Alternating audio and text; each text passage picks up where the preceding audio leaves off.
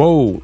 Oscar De La Hoya says that he feels Canelo needs to leave his trainer, Eddie Reynoso, in order to have a chance to beat DMITRY Bivol. That's what we'll talk about in this video. What up, Fight World? It's your boy Ego, and I'm back with some more boxing. Oscar De La Hoya, he did an interview, link in the description. He says styles make fights unless Canelo changes trainers and gets better with his footwork, right? He says, I think Canelo Alvarez is too flat-footed for someone like Bivol, who uses his head and his intelligence. Because if you look at Canelo's losses, which are only Mayweather and Bivol, Canelo lost because of his footwork and the other guys being light on their feet and him being too heavy on his feet. If he does change trainers, he then has a shot to beat DMITRY Bivol, says Oscar De La Hoya. Wow. Now, for starters, I must be doing something right, because De La Hoya is telling you what I've told you guys on my channel for years regarding Canelo's feet. I tell you, Canelo is fast-handed. He has deceptively fast hands. But one of his major issues is, I call them cement feet. He has slow feet, slow plodding feet. And against certain styles, you know, he can fare. Like, let's say Billy Joe Saunders and Caleb Plant, they have the ability to move a little bit, you know, things like that. However, the big X factor is, in boxing, it's not just about what you throw, it's about what your opponent's throwing it back at you. So, you know, Canelo is able to beat those guys. I don't think he truly respected their power, Saunders and Caleb Plant. So he's able to keep having a shot at it, you know, because Canelo does have a good chin. So he's able to keep having attempts at it. But the thing with Mayweather and Bivol, both of those fights, they gave him different looks. And I think with Bivol, more recently, Bivol is big and he definitely has power that you can't just foolishly try to play games with. You know what I'm saying? It's definitely respectable. And, you know, I would say maybe even above average power. So Canelo Alvarez, he's not able to do and duplicate performances like Saunders or the performance with Caleb Plant, because he has no choice but to respect DMITRY Bivol's power and prowess. You know what I mean? So I think that's, you know, that's why De La Hoya and everybody else says it, styles make fights, because it's not just the ability to move, but then he doesn't respect your power. But if you have the ability to move and you have respectable power and, you know, hopefully some other, you can give him different looks, then Canelo, I really can't even say he's improved. Like, Canelo really looks, to be honest, he looks like the same fighter.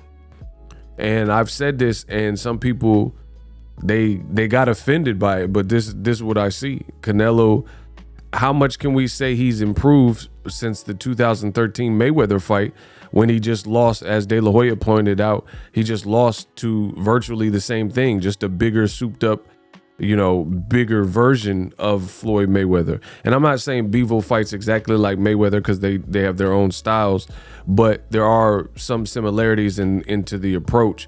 Like, you could tell DMITRY Bivol and his team probably watched the Floyd Mayweather fight, and they implemented a lot of tactics that Floyd did. So Floyd is obviously the GOAT, because Floyd was the first to beat Canelo, right? So there was no one before Floyd that had this blueprint to how to beat Canelo. So Floyd showed everybody the way.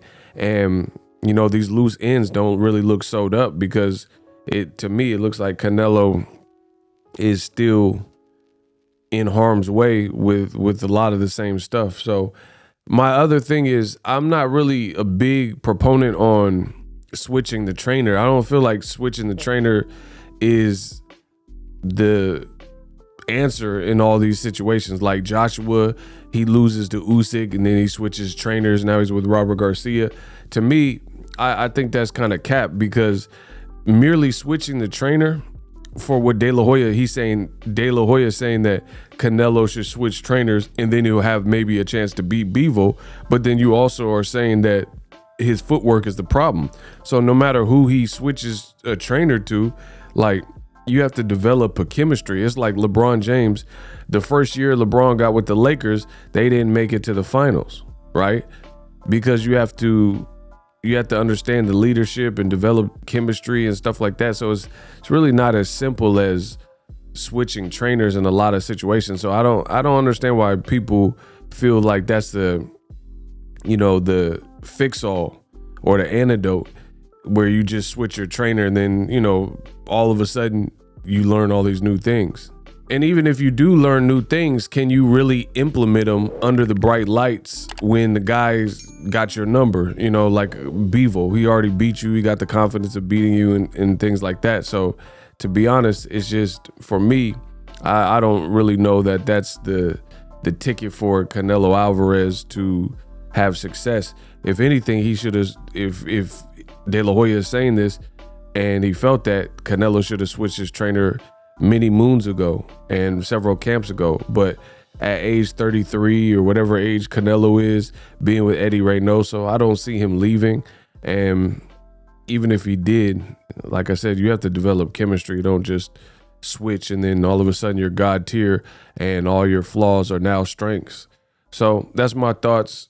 I don't even know if Canelo will fight Bivol, because it's really a lose situation if he were to lose again. So let me know what you guys think. Drop your thoughts in the comment section. We working. Introducing Super Thanks. Right here on the official Boxing Ego YouTube. Super Thanks allows you, the viewers, to show a little bit of extra gratitude, which enables me as a full-time content creator to push out the content you need in the world of boxing. Underneath all the videos, you will see a heart with the $sign in it. You can enter any amount that you find suitable as a super thanks. A brand new, interactive, and colorful way to get your comments highlighted and noticed by not only myself, but other people on the YouTube platform. Super thanks, a unique and cool way to show and applaud us full-time content creators. Hopefully you guys enjoy the content. Super thanks. The future is now. The Hibernation 5s by Kenichi Bear. Hybrid gaming and lifestyle headphones. Out of the box, you can connect to any console or PC. Bluetooth ready with a low latency USB adapter, color RGB, and extreme bass mode. The Hibernation 5s adjust to you. Whether you need a gaming, travel, gym, or lifestyle headphones, the Hibernations got you covered. The new Hibernation 5s, link in the description. Customize the way you hear the world. Welcome to the nation. Are you tired of your YouTube videos not getting any views? Well, consider TubeBuddy. I've used TubeBuddy for years to scale up my YouTube channel. Now we're sitting over 200,000 subscribers. TubeBuddy is a browser extension that offers a ton of built-in productivity and time-saving services to take your channel to the next level. Use my link in the description to get started with TubeBuddy and level up your channel faster. We working.